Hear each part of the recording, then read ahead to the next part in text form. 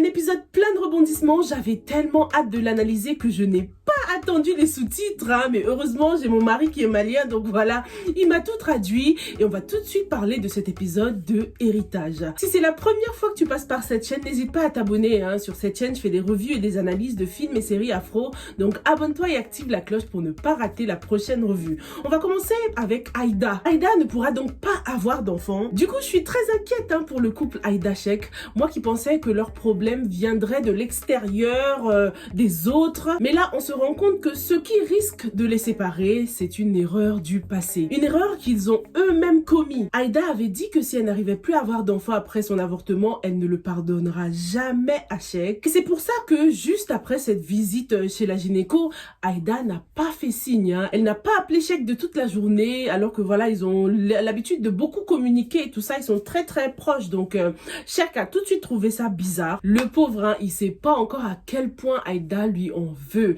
J'aimerais tellement savoir la raison derrière cet avortement. Pourquoi est-ce que Cheikh a poussé Aïda à avorter et du coup annuler toutes ses chances de devenir maman un jour, quoi. La question que je me pose aussi, c'est comment est-ce que la mère de Cheikh va prendre cette nouvelle? Elle qui n'arrêtait pas de mettre la pression à Aïda, elle qui voulait absolument des petits-enfants. J'espère qu'elle ne va pas commencer à chercher une deuxième épouse pour Cheikh, quoi. Va falloir que le couple soit fort, soit courageux, parce que voilà, ce n'est que le début des problèmes. T'imagines si une fois que la mère de Cheikh est au courant que Aïda ne peut pas avoir d'enfant, elle en parle à la femme de Malik, et Malik et sa femme ramènent une femme pour Cheikh pour essayer de les détruire en interne. Alors comme je vous l'ai dit, j'ai regardé cet épisode avec mon mari et puis ma belle-sœur aussi, c'est eux qui m'ont traduit et tout, et mon mari pense que le père de Cheikh va peut-être mourir. Qu'est-ce que vous en pensez? Moi je pense aussi que ce papa va peut-être perdre la vie, parce que déjà depuis le début il a des problèmes de santé, hein.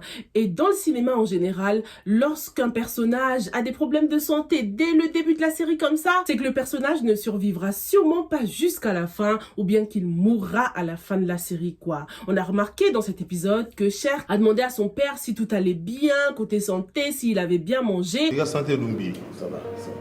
Tu as mangé quelque chose et prends tes médicaments.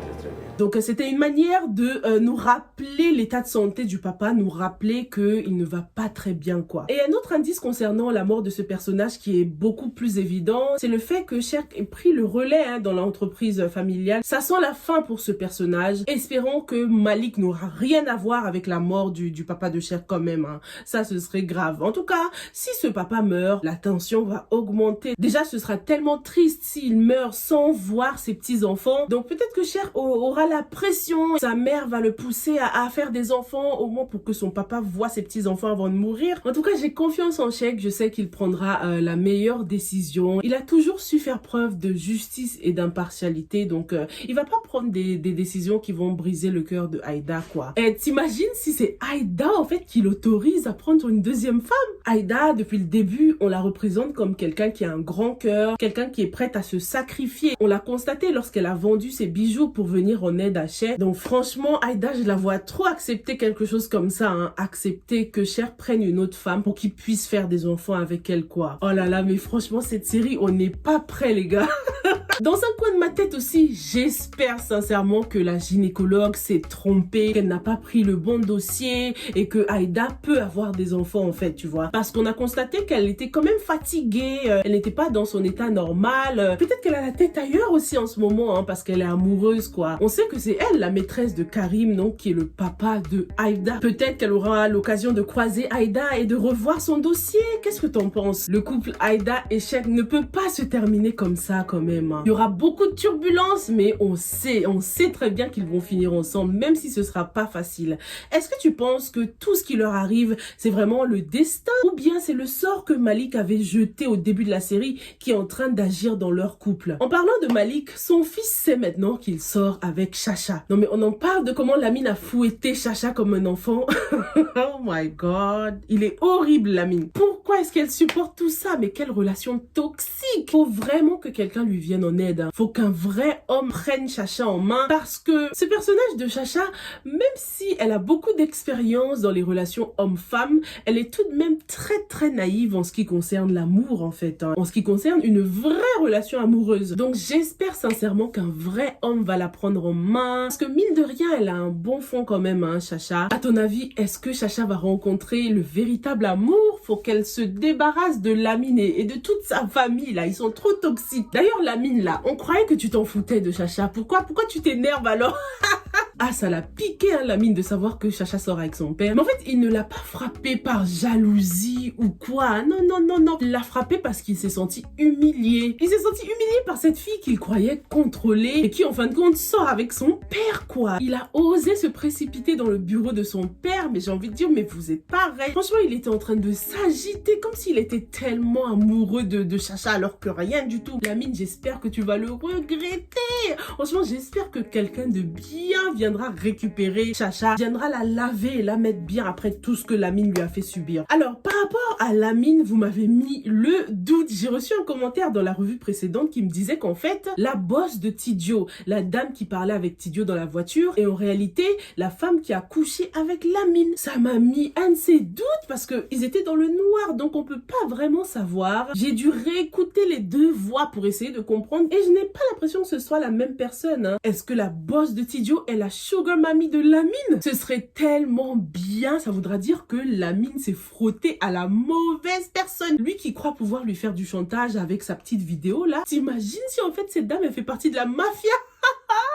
Alors là, Lamine il serait dans un sale pétrin les gars. Les affaires marchent bien pour Mousse en ce moment. Hein. Il a même pu emménager dans un nouvel appartement qu'il paye 100 000 francs le mois si j'ai bien compris. Ce qui étonne beaucoup Safia. On apprend même qu'elle a fouillé dans son placard et qu'elle a trouvé de l'argent quoi. Du coup Safia se demande vraiment d'où sort toute cette richesse quoi. Comment ça se fait qu'il a autant d'argent d'un coup comme ça? L'explication que Mousse trouve pour le moment c'est qu'il fait tout ça pour plaire à Safia quoi. Juste pour son plaisir à elle. Entre Safia et Mousse, plus on avance, plus ça sent mauvais les gars. Mousse dit qu'il fait tout ça pour plaire à Safia, mais ce qu'il oublie lui, c'est que Safia, ce n'est pas tout ça qui l'a intéressé chez Mousse. Hein. C'était plutôt son côté simple et bosseur qu'elle appréciait. Elle l'aimait bien avant cet appartement et toute cette richesse douteuse quoi. Franchement, le comble serait que Mousse commence à tromper Safia. Hein. Qu'il commence à voir d'autres filles et tout maintenant qu'il a un peu d'argent quoi. L'argent révèle la vraie nature des gens. Hein. Vous-même vous savez. Donc on verra si l'argent va changer Mousse et à quel point ça va le changer. Franchement, j'espère qu'il ne sera pas question de violence conjugale, en tout cas, après tout ce que Safia a fait pour lui.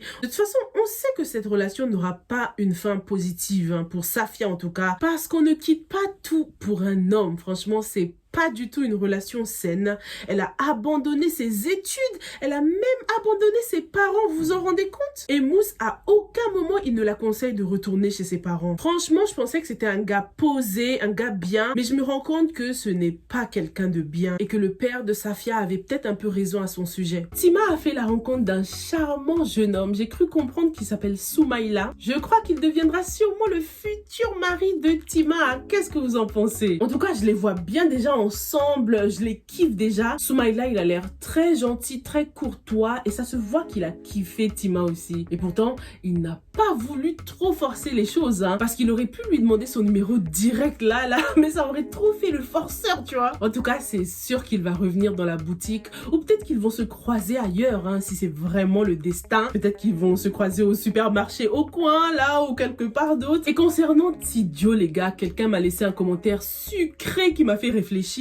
Le commentaire vient de Africa Wu. On va lire la deuxième partie du commentaire qui parle de Tidjo et de la copine de Ada, là, qui veut être la future épouse de Tidjo. Peut-être que Tidjo finira par épouser l'autre fille qui tombera enceinte, mais de quelqu'un d'autre. Genre, elle va tromper Tidjo, salir leur image, etc. Et là, la mère de Tidjo regrettera beaucoup de choses. Ah, c'est vraiment un commentaire très pertinent, hein, parce que la fille, là, pour l'instant, elle joue trop à la femme parfaite, quoi. Elle lave les habits, elle fait à manger, voilà, elle rend service. Mais en vrai, on ne la connaît pas encore très bien. Déjà, faut être culotté pour venir jouer à la forceuse comme ça, alors que tu sais qu'un homme est marié, tu continues à forcer, à vouloir t'imposer dans sa famille, juste pour qu'il fasse dégager l'épouse du mec. C'est clairement une preuve que cette femme n'est pas quelqu'un de bien. Mais franchement, les gars, je me fais beaucoup de soucis pour Tima. Hein. Un marabout te dit que l'homme que t'as épousé n'est en fait pas l'homme de ta vie? Sachant comment Tima aime beaucoup Tidio, ce sera très difficile pour elle de se séparer de lui. Ça m'étonnerait pas si elle repousse les avances de Soumaïla là. En tout cas, ce serait beaucoup plus logique quoi, parce qu'en tant que femme mariée, tu vas pas donner ton numéro comme ça facilement au premier venu. Et puis Soumaïla, comment est-ce qu'il va réagir s'il apprend que Tima est mariée quoi? Peut-être que ces deux-là vont d'abord devenir amis avant de devenir autre chose. Ce sera beaucoup plus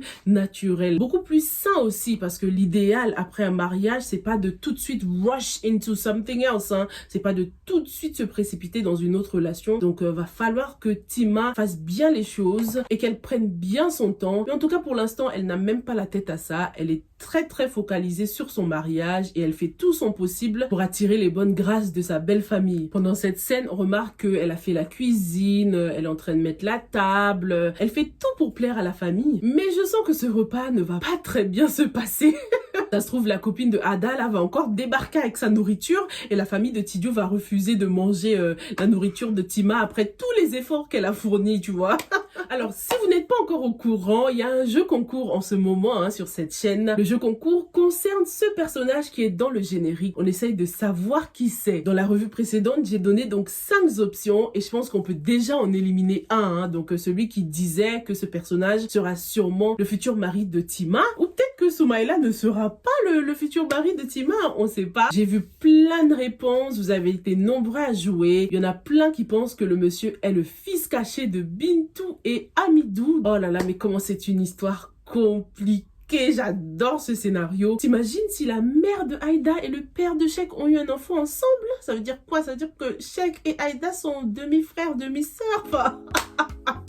Trop bizarre les gars. J'ai trop hâte qu'on nous révèle l'identité de ce mec parce que là ça devient intéressant. Peut-être que la maman de Aïda a dû garder ce secret parce que le papa de Sheikh avait dû partir en France, tu vois. Oh là là là là. Vivement l'épisode prochain les gars. Donc ça y est, il y aura maintenant 2 épisodes par semaine, les lundis et les mercredis, à ne pas manquer sur la chaîne Yeta Digital. Merci beaucoup d'avoir regardé l'analyse et je vous retrouve dans la prochaine, ok? Stay safe and stay blessed. Bye.